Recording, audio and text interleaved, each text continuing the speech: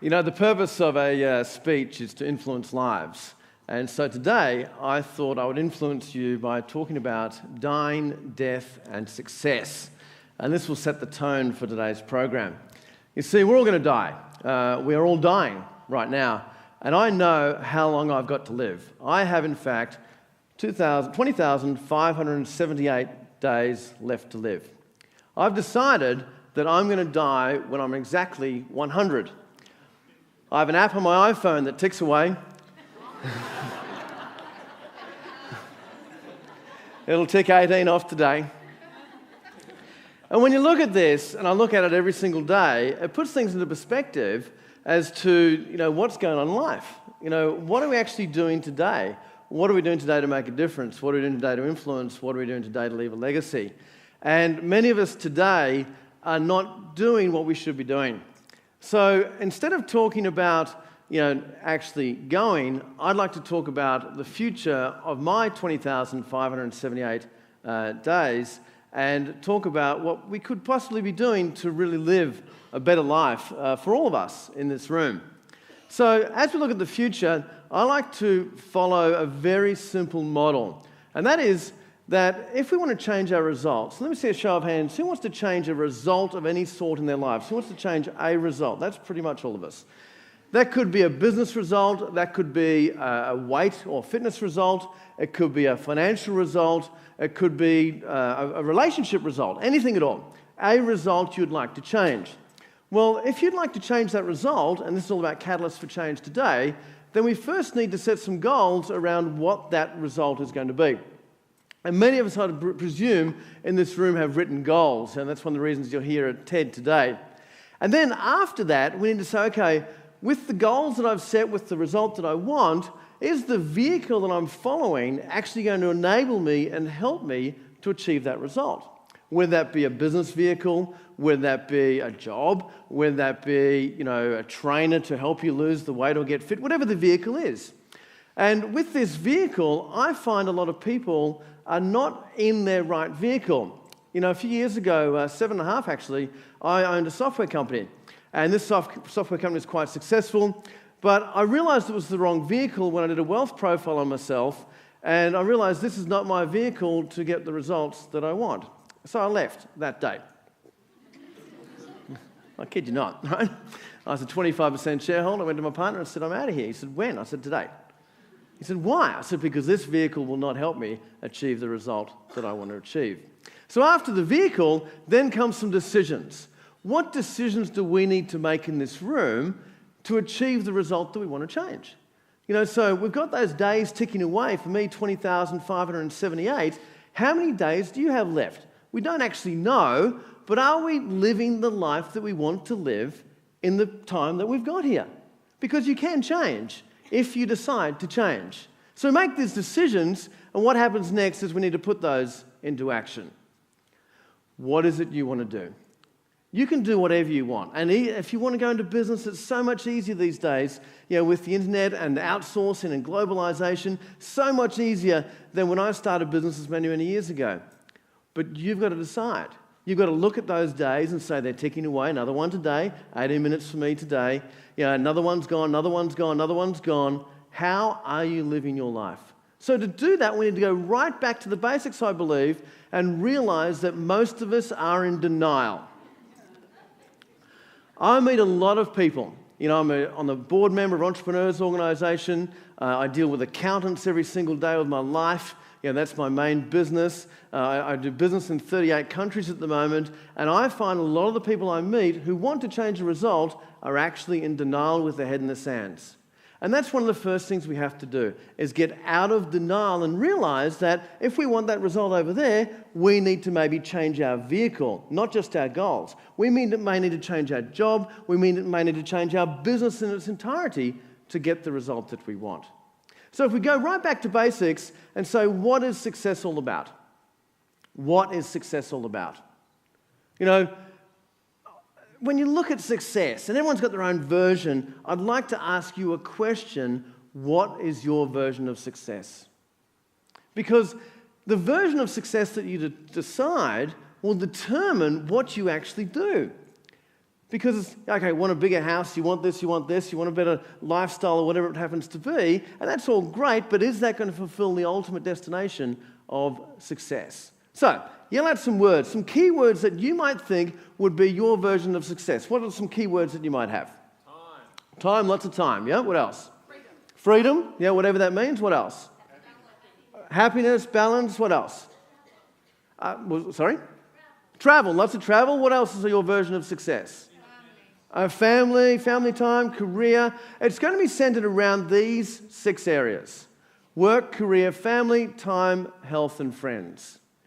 Every time I ask that question, it comes around these areas here. So I'd like to talk to you about my version of success.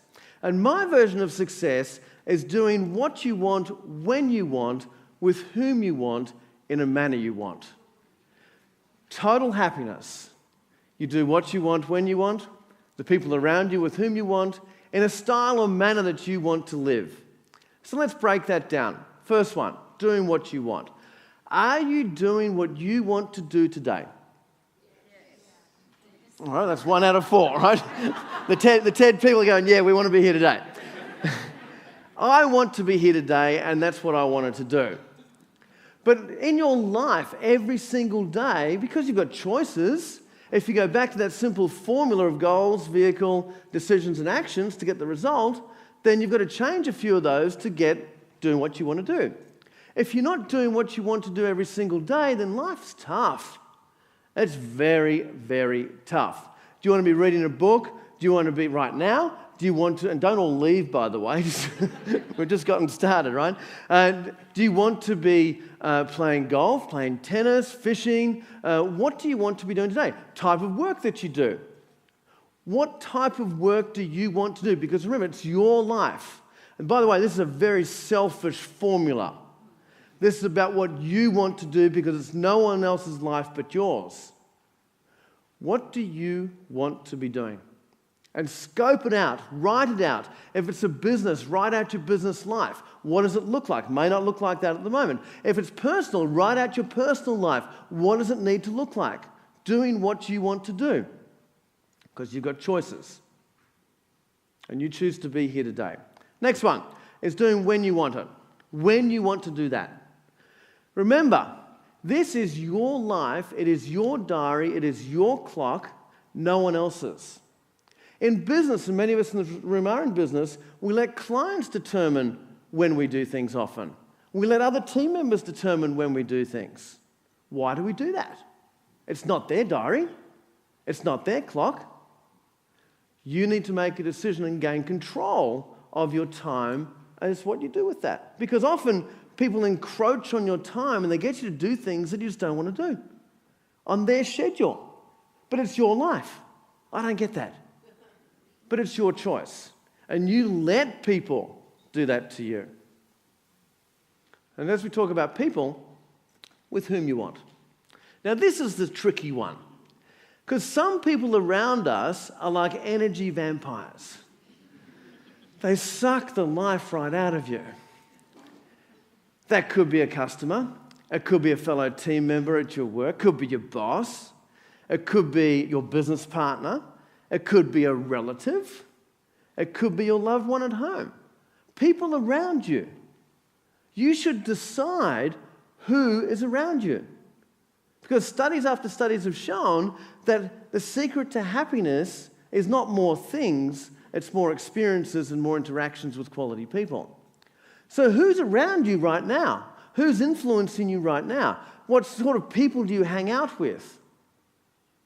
You decide. You might need to unfriend a few of them. It's your choice. And some of the tough ones, maybe a business partner, maybe a life partner, maybe a family relative. And lastly, in a manner you want. What's your style? How do you want to be portrayed? What do you want to look like? You know, how do you want to drive? How do you want to travel? It's entirely up to you. You know, travel is cheap these days. And don't let anyone tell you that flying at the front of the plane doesn't get you there sooner. You arrive at least 2 minutes sooner. in a different style. But you go right back to your vehicle and say, okay, with the vehicle I've got, maybe that's a business or income vehicle of some sort, is that providing the amount of money I need and the amount of freedom and time I need to actually support the sort of lifestyle I want to lead in the manner that I want to lead? And if it's not, don't downplay your goals. Don't say, well, I'll just accept less. That's being in denial, that's accepting defeat. No, let's change the vehicle. Let's change our style. Let's change the way we want to do this. Because remember, those days are ticking away, and it's your life. No one else's life but yours. And you decide. You decide what vehicle you want to travel in. You decide what style you want to travel. You decide on whose clock. You decide with whom around you. And some of those decisions are tough.